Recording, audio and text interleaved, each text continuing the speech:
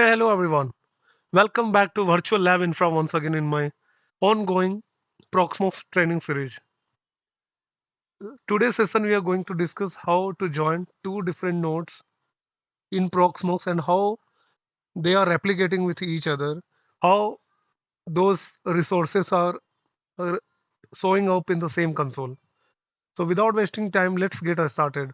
So I have just launched my workstation and I had powered on my domain controller. Now I will power on one by one my Proxmox nodes and then we will browse them in browser and then we will join them. So last session we had installed Proxmox node 1 and then we had created first VM and we also seen how exactly the user interface looks like and how we can take the VM console from Proxmox hypervisor. If you are new to this video, I would request you to go and subscribe my channel, turn on the notification so that you will not miss any of the upcoming sessions. We are going to cover each and every sessions and topics of Proxmox without skipping any of the steps. We have already created Windows Server, Intune Administrator,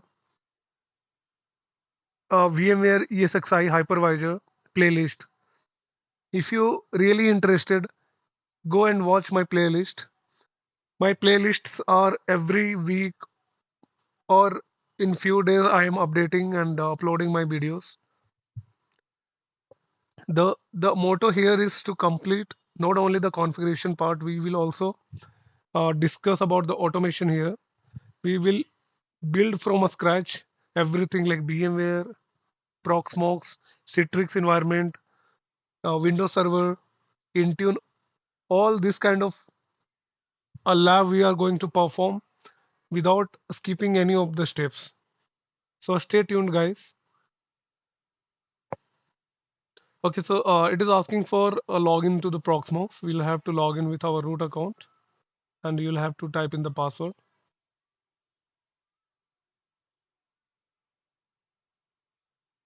Similarly, we will power on the Proxmox 2. So to save some time, I have created this Proxmox node 2 and today we will join them and we will see how we can see all the resources in the same console. Whether you log in one of the node, whether Proxmox 1 or Proxmox node 2, you should be able to see all the resources like VMs, data stores or resources. You can monitor them from one console.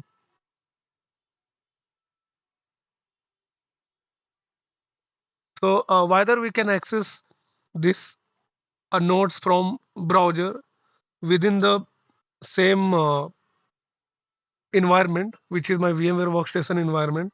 Also, if you want, you can also access it from browser as well in your laptop. Only the thing is you have to configure the same range of IP address subnet on your laptop as well.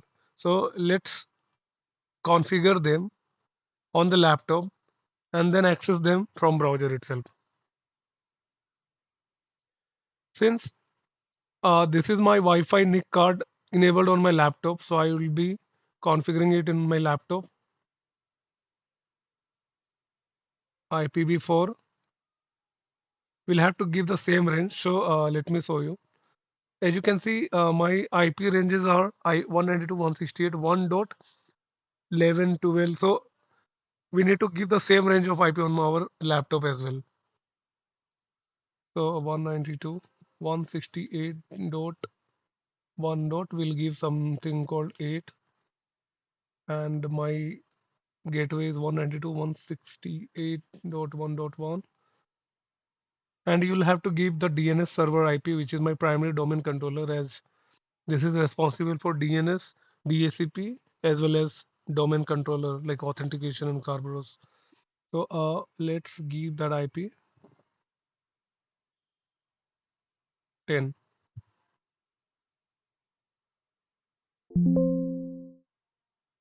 Click on OK.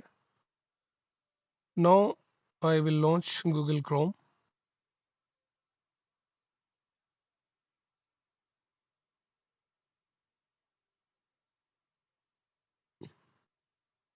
and you will have to type in the, so it's taking already 11, and port number you should use always 8006 for Proxmox. I'm able to access the URL. Now let's log in.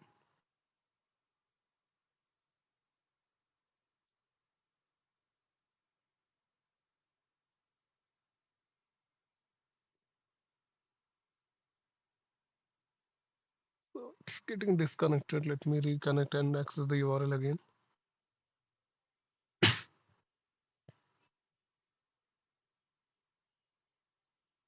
Okay, so it's coming up now. Root to the password. This is the not valid subscription. So we are not using any subscription as this is a lab environment. So as you can see, no node 1 having only node 1 resources. We will log into second Proxmox, which is 12, 192.168. We'll just change the IP from 11 to 12. Hit enter.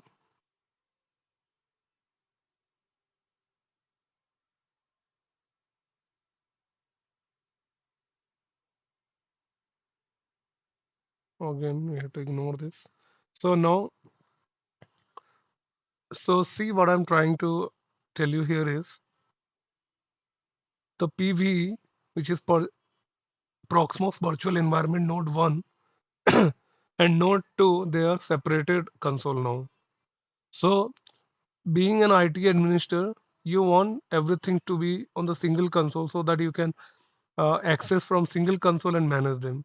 Like if you want to manage VMs or the networking part, if you are looking for monitoring any resources, you will not log into each and every node, right? So what we want here is to have everything in the single console. So to do that, we need to join them.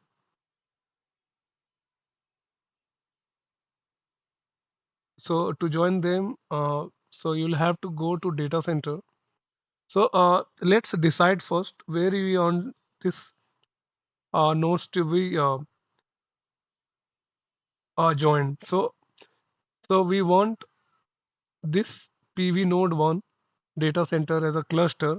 We want making from here as a cluster. So I mean, we will create a cluster on the node 1. We'll give some name. Let's give prod cluster.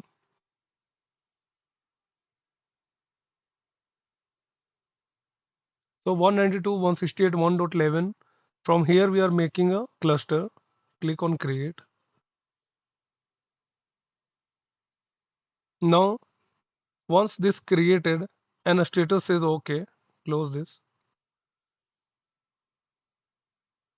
Now if you once the cluster is created, you'll have to go to join information and you will have to copy this information and you have to paste it here again in the cluster. Here is the option called join cluster and you'll have to paste this URL. So as you can see, my peer address is nothing but the primary node IP and its password credential you need to enter here. It's very simple task, guys. So from one cluster, we are creating a cluster. With that information, we are joining on the another cluster. It will take few seconds, few minutes of time. As you can see, it's still running. Once it says OK, then we are good to go.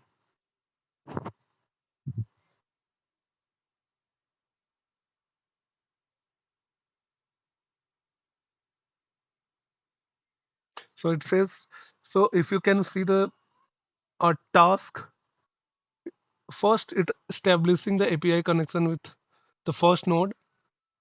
Then it says login succeeded when we enter the credentials. Now it is checking the cluster API version. No cluster network is passed. Feedback local IP 1.12. Request addition of this node. So adding this node request has been sent.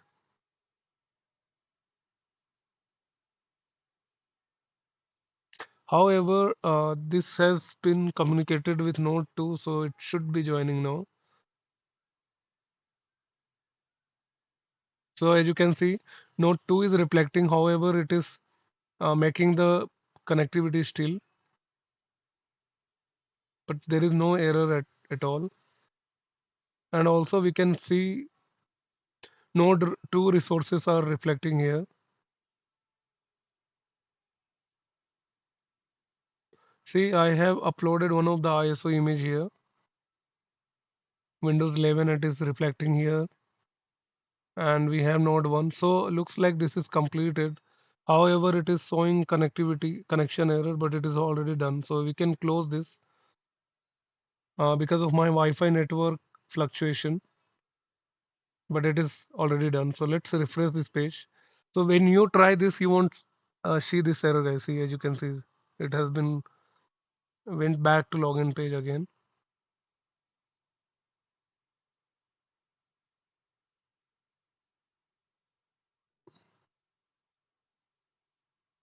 Oh, so as you can see, the cluster is now ready with both the IP. So node 1 IP is 1.11 and node 2 IP is 1.12.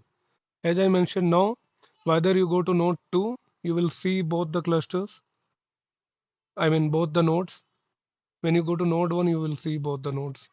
So that's how IT people manage the data center from single console, even though you have multiple VMs or resources. There are few server view actually. You can click on folder view. You will see network nodes all separated. If you have multiple VMs, it will all come together here. There is a pool view. There are tag view if you have created any tags. So I'm keeping at default settings. So when you click on the VM, you can see the usage of CPU, and then memory, then disk input output, CPU. So whatever data it is writing, it will show up here. If you go to console, power on the VM, it will take few minutes of time. Once the guest connection is ready, it will start the VM automatically. The guest has not yet initiated display. Will boot up once everything is ready in background backend. On the hardware session, you can see the hardware information like whatever how much memory has been allocated, processor, two sockets, so uh, virtual CPU has been assigned, BIOS, your display, then hard disk, how much storage you have assigned, any image has been assigned. You can go to edit and you can remove also, since after OS installation we don't require that ISO image. Network, you can create multiple VLANs. Network device, if you click on network, you can create multiple network devices. Cloud, we are not, this lab is completely on premise, so we don't need this. Options, you can change anything if you want, like if you want to change host name or anything. Monitor tab, if you have any script to perform a VM level, you can make it here. If you want to take a full backup of this VM, you can take it from here. Replication status, you can see here. Snapshot, so snapshot basically your current state of your virtual machine. So basically when a developer or IT people doing some activity, let's say they are deploying some application and they are not confident enough that after installing the application or making any activity on the VM, if it goes wrong, with this snapshot we can go back to the actual VM, which means the previous session or previous state of the VM, and we can turn on the VM, I mean restore the snapshot, and we can go back to the previous state of the VM. Firewall, you can uh, have firewall rules created, and you can create roles, inbound and outbound roles as per the requirement. If you want to block certain URLs or make some policy which is highly highly security concern, so you can use this firewall. So permission, you can create a customized permission for your VMs or a set of users that you want somebody to only have VM level of management, VM management level of access. So these are the area. Local network, basically you will create a VLANs and kind of user permission you will give as a network level. In the local PV node, basically you need ISO images, then only you'll able to create a multiple VMs.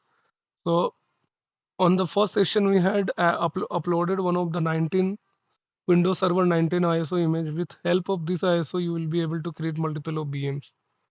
Not only that, guys, with if you have already VM created, you can take a clone of this VM. So clone is nothing but mirror of that image. So exact same copy of VM will get created, and also you can convert it to templates. So templates are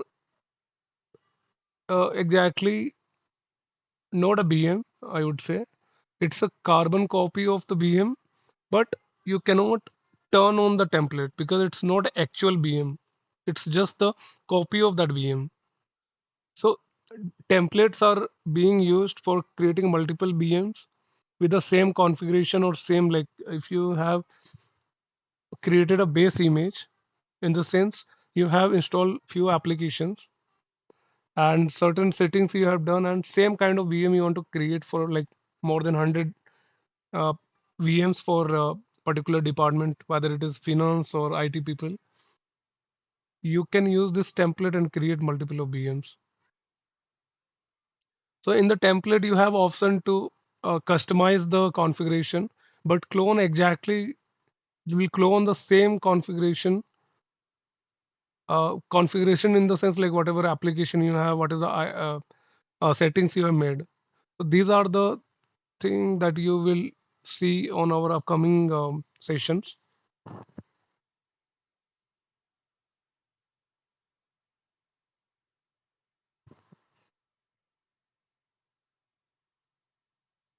If you go to summary on data center, you will see the complete dashboard of your data center.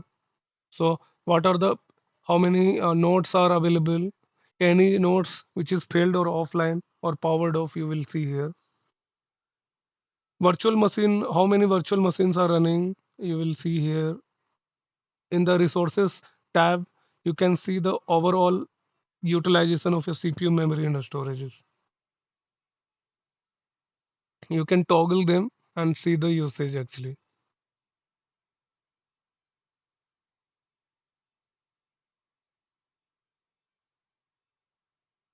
So that's all, guys. This is what I wanted to show you in this session. Joining two nodes and access them from single console and manage them.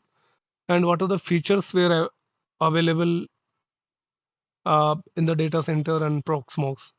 In the next video, we'll come up with new topics and we will discuss more on to it. So till then, stay tuned and have a great day. Learn everyday new things. If you really enjoy my videos and sessions, do subscribe my channel if you have not yet subscribed. Share with your colleagues and friends. Turn on the notification and